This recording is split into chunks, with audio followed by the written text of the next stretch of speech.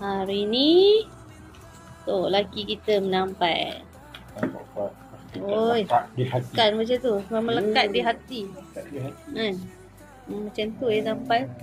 Hari ni Tok laki pakai tip. Dia pakai tip ni ya. Tip Nippon Paint. So, mula dia tampal dulu daripada belakang, nampak? Daripada belakang ni, belakang tip. Nampak dari belakang. Lepas tu tekan-tekan bagi dia rapat betul. So tampal di atas tu. Tu juga. Habis balik. So yang sana tu nampak tu dah siap dah. Kita test tengok jatuh ke tak jatuh. Tak jatuh dah 1 malam. Ya bang. Dia gantung yang atas tu. 2 malam.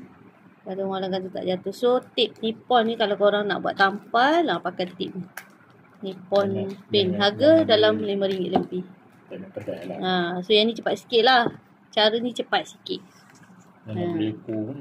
Ekor punya jatuh ya. Ekor punya tip memang tak kuat. Jatuh.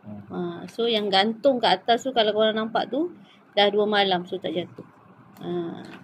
So ini daripada satu kotak ni. Satu papan ni 20. Ni nampak coklat albab. 600 gram. Okey. Ada 20 sachet. Ada 20 sachet dalam ni. So kita tampal kat situ. 20 sachet. Terima kasih. Cuba kita tampal. Makan saja pun boleh. Dia suka ratah ya. Cuba nanti suka ratah. Ratah-ratah je. Kita tak lupa zaman kanak-kanak. Dulu suka ratah M. Sekarang kita bertukar. Pada local product. So senanglah tarik.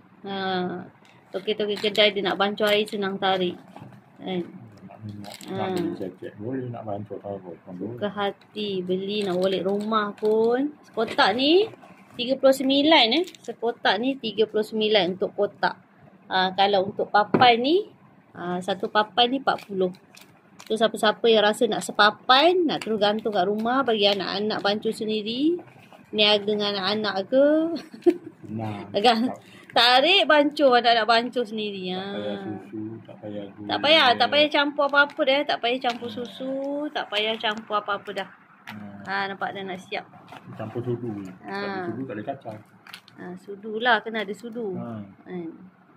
Kalau benda tu sekarang bubur kata tak payah campur apa-apa. Tak bubur lah sudu. Kacang